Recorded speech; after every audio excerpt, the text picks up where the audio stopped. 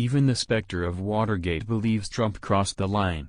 Philippe Petit, a high-wire artist, stated in the prologue of his book Creativity, the perfect crime, that the creator must become an outlaw, for which he picked the more bracing Henri Matisse epigraph, "Creativity takes courage."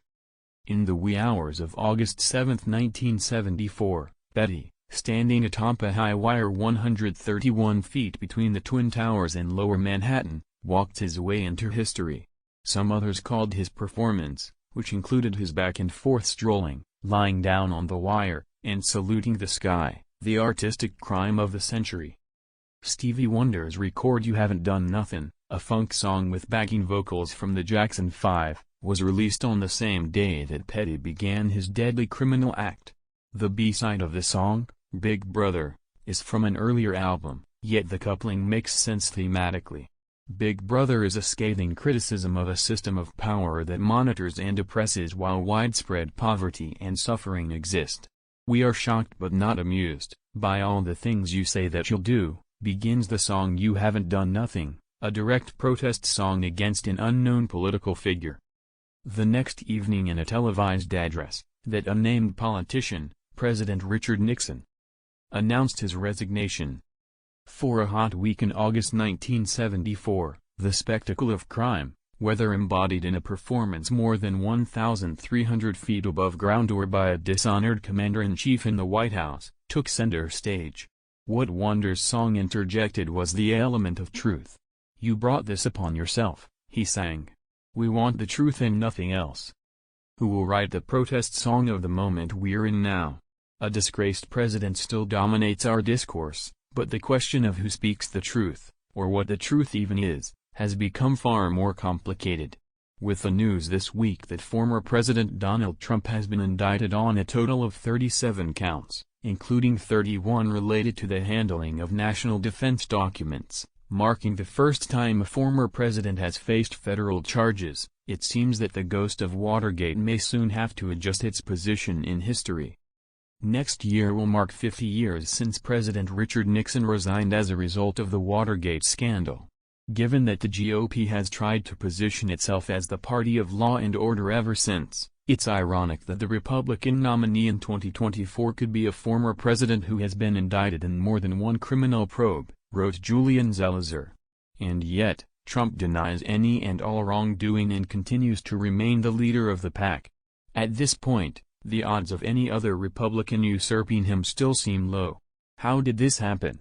How has Trump remained such a towering figure within the party?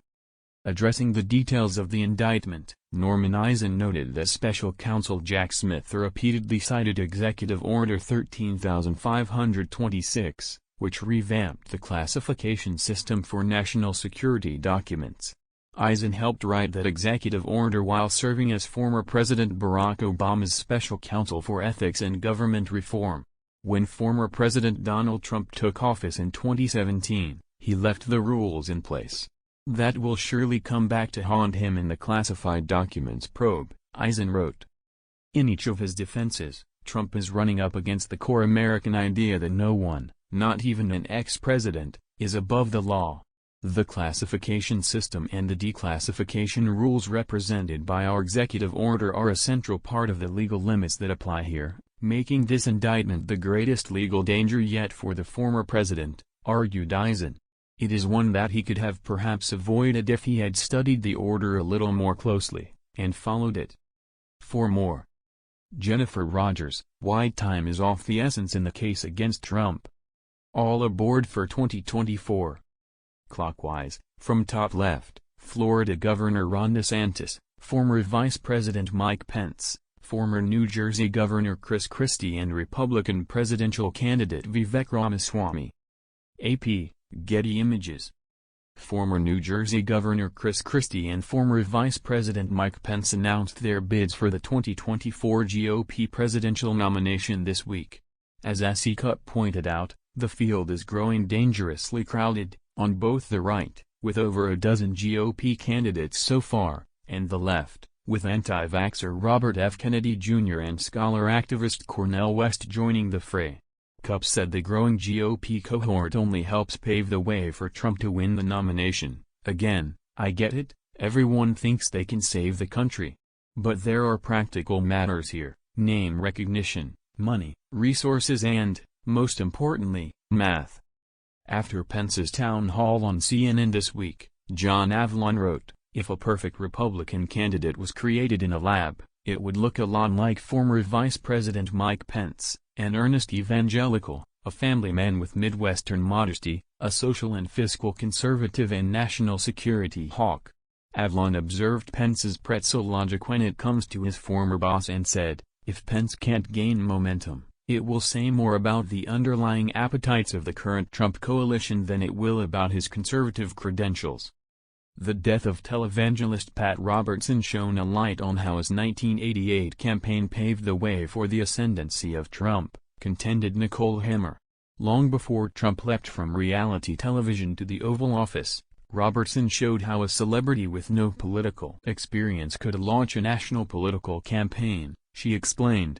Robertson expanded in a lasting way the idea of what was possible, that a candidate could transform their media platform into a political platform. No assessment of the GOP's march away from democracy and into demagoguery can be understood without understanding Robertson's role.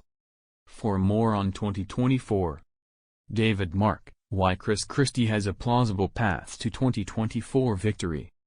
Jeff Duncan, the 2024 election is a chance to write a new script.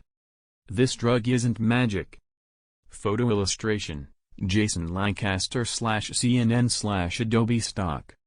Ozempic, Wegovy and a growing fleet of medications being used to treat obesity aren't miracle cures. In many cases, they can also be warning signs with dangerous repercussions. Kiersey Goldine and I spoke with journalist Virginia Soule-Smith, author of Fat Talk, Parenting in the Age of Diet Culture, about the rising popularity of weight loss drugs.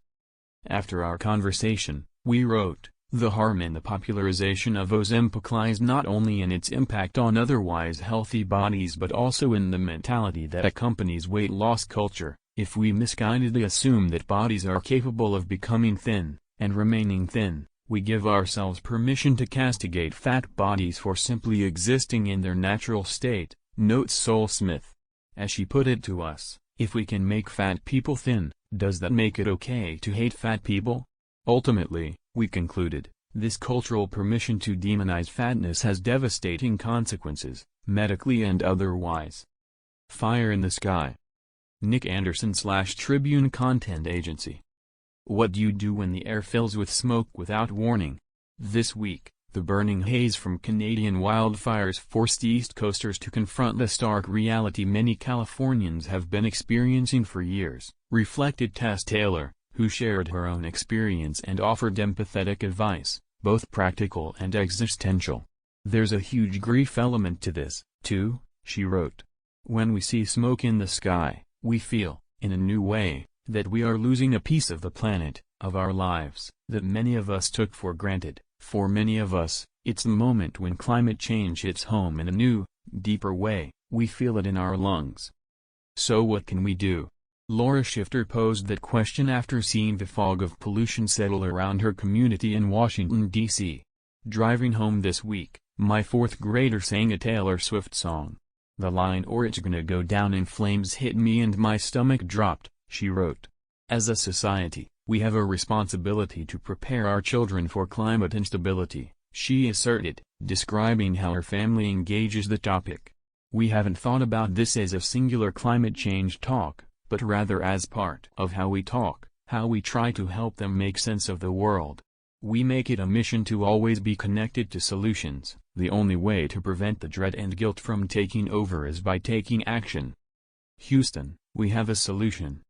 Houston's homelessness breakthrough could be a national game changer, argued Mark Eichenbaum and Michael Nichols of The Way Home, a unified, regional response system the city developed in 2012 to address one of the largest homeless populations in the U.S. Today, the city has reduced the number of unhoused people by over 60%. Houston has not solved homelessness in its entirety. But by investing in proven, effective intervention, housing, we are making homelessness rare, brief and non-recurring for people, they wrote, adding that their three-party strategy can be used in other cities facing homelessness crises. A series of cruel stunts. The governors of Texas and Florida have for months been busing and flying migrants to places like Chicago, New York and Martha's Vineyard, with the latest plane landing in Sacramento this week.